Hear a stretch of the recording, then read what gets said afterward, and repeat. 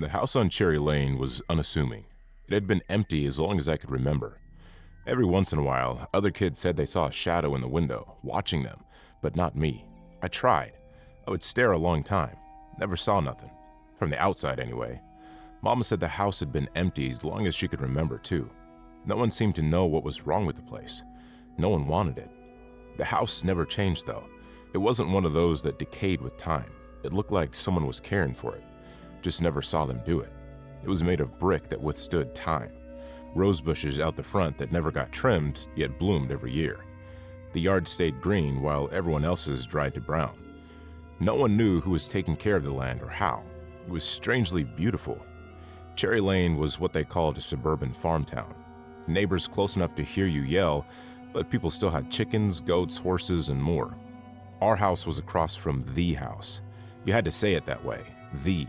No one ever called it by the number, and since it was empty, well, you couldn't call it by the people's names either. My room faced the house, probably why I watched it so much. It held a real-life mystery. I read a lot too. Mama said it's why I never had friends. Too much books and watching for someone my age. Probably why I was so easy to convince to go in. The mystery and someone to talk to.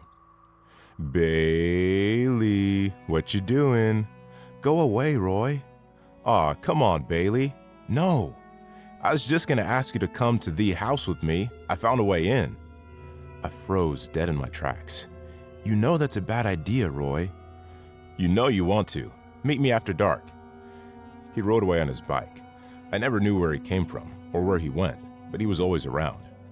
No way he found a way in. Everyone tried. How could dumb as rocks Roy find an in? I couldn't focus on nothing once I got home. Mama yelled at me for feeding the pigs the chicken feed. Don't know why your head's in the clouds now, but you best get.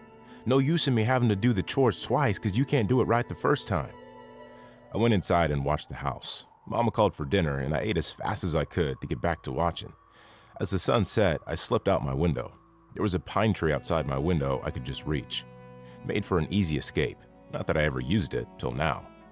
My hands were sticky with sap as I reached the ground. I darted across the street, hoping no one else watched like I did. I didn't want to be seen. As I reached the house, a hand darted out from the corner. I screamed as it grabbed me. My sticky palms met cold flesh. Shush, Bailey. Just me. Knew you couldn't resist. Yuck. What's on your hands? Glaring at Roy, he flushed. Let's go then. He led me around to the back. As we reached the backyard, I noticed the back door was slightly open. I froze and shook my head. Come on, it's just an empty house. You scared or something? I shook my head. Just don't seem right. This door's never been opened before. Ah, so you do more than watch. Who knew? I threw my best glare at the back of his head as he opened the door further. The door didn't even creak. It was dead silent. After you, lest you're a chicken. Roy laughed and balked at me. I took a deep breath and entered. The inside of the house was like the outside, stuck in time. No dust, no spray paint, nothing, just still, clean furniture. The door behind me slammed. I turned and yanked on the handle, trying hard to push it open. You ain't getting out of there till morning. Best make use of your time. It's just a house, just a house, just a house. I banged on the door a few more times, hoping it would give. It was like steel, no give, no hope of escape. There was silence, and I pressed my back against the door and slid to the floor to sit. I pulled my knees against my chest and sat my head on them. I knew it was a mistake to come here. Mama always said my brain would be the death of me. No, I wasn't going to do that. I'm not going to give up like that. I'm going to show everyone that there's nothing to be curious about. It's just an old house. There's no ghosts or nothing. Pushing myself up from the floor, I looked around again. It still looked as though someone had just cleaned here. If they did, I never saw them come in or out. I left the back room and found a kitchen. Clean and sparkling, looked never used. I continued through the house, a perfectly normal house, just like mine, except each room looked as though someone different had decorated, and I was the only one in it. Till I wasn't. Somewhere in the house, a clock struck midnight. I about jumped out of my skin at the sudden noise. At the 12th chime, things got weird. Well, weirder, anyway. Music started playing from somewhere, sweet and strange. Maybe the old-fashioned living room I'd passed through, with the funny record player. Voices started humming. Wait, voices? My hair rose on end, goose flesh up my arms. "Hello, little girl." I spun at the words. A little old lady stood at the doorway. She was smiling sweetly, lips pressed tightly together. "You all right? I didn't mean to frighten you, though I didn't know you were here. Seems too early for the next one." I nodded. Where had she come from? What was she talking about? Next one? "You shouldn't be here. I suppose since you are, though, that's all right. The house chooses who it keeps. Usually it lets me in on it, though." I tilted my head to the side. "What you mean the house chooses? It's not alive. Roy brought me here, left me here too." "But sure it is, dear. How else would you be here? Or any of us, really." "Roy, he locked me in. Nothing to do with the dumb house. Just a dumb boy. Thinks he's funny. I don't see no others either."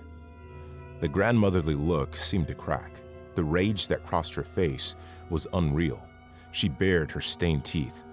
"Perhaps you are a fool, insulting the house, looking but never seeing. Stupid child." She stepped towards me. I backed into the wall, pressed tight against it, shutting my eyes, wishing it away. "Stupid girl, I still see you. You're stuck forever. May well get used to it. I could hurt you so many ways." "You aren't real. None of this is real. Go away." I stomped my foot the way a child would, eyes still tightly shut. I could stay this way till morning. Roy would let me out and I would be safe at home. I'd listen to Mama, make real friends, stop watching. Just get me out of here. "Bailey." I jumped at the sound of Roy's voice. It was coming from the next room. I raced to the next doorway. "What did you do, Roy?" I stabbed my finger at him, glaring while tears welled up in my eyes. I don't imagine it was as threatening as I'd hoped. "What the house wanted." "That's not true. You're mean and pulling a prank. How'd you make this happen? You clean all by yourself? Hire this old lady?" He shook his head and looked sad. "While you were watching the house was watching you. It thought you could use some friends. It liked the way you looked, the way you watched. It wanted you. I brought you here, got some time out in the sun for it too. House usually only sends old Mabel over there." I turned and ran for the door I'd come in at. If Roy was in here, then there had to be a way for me to get out. He had to have unblocked the door the second he heard me walk away. Something. No way this was all real, right? This was all a big joke. Turning the last corner, I froze. Jaw open, tears flowed. I couldn't move an inch as the sight in front of me. "Bailey, it's okay."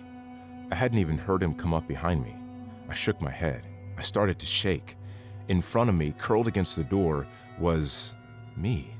My body, at least. The floor looked like it was eating it, or like the skin was melting into the floor. But a house can't be alive. I'd only been here a few hours anyway. Bodies took longer than that to do, well, whatever it was doing, right? What had Roy done to me? The house wanted you. It just had to get you here, so it sent me. That's usually how it gets everyone. Send one of us out, the one that would get you most comfy. Except the old lady. Not sure her story. But she cleans everything, does the yard and garden. She been here far longer than any of the rest of us. Some of us think she's a witch. You'll see. You seen her teeth? They stained red. I started to cry for real. Not the soft, quiet tears, but the loud, snotty ones. It's okay, though. Now you'll never be alone. You'll meet the others soon enough. And the house gives us all the things we could ever want. Don't know how, but it does. We give it our bodies to keep it in shape, and it keeps us happy. I want to go home. You are home. You gotta stay now. I don't want to. Roy took my hand, this me, ghost me, or whatever I was, and led me to a room that faced my house. The same window I'd stared at for hours, wishing I could see inside for just a second. One tiny peek. I'd give anything to take that back now. This space is yours. Just tell the house what you want. You'll get it. Silently, I crossed to the window. I drew the curtain to the side and stared out, straight towards my old room, wishing to trade spots, to be back in that room rather than this one, with the house eating away at my body, losing my mind. She'll adjust, child. We all took some time. It can be a hard truth for any person to hear, let alone see. I heard the old lady tell Roy. He sighed and they left me alone, shutting the door with a slam with a single thought. That'll keep him out. With a blink, the door locked. I heard Roy pound on the other side. Let him suffer. See how it is to be the one to have the door shut on them forever. I stayed at that window a good long time, not moving a muscle. Every once in a while, someone on the outside would see me and stare, their faces ghost white, eyes wide. Some small children waved. I stared back, though I'd give a slight smile. You never knew who the house would choose next. I stayed in an empty room with the curtain pulled to the side. I was what others had seen, the shadow at the window. The house was timeless, filled with ghosts. Eventually, perhaps I'd meet them, join the voices outside the door. For now, I watched. Forever, I watched.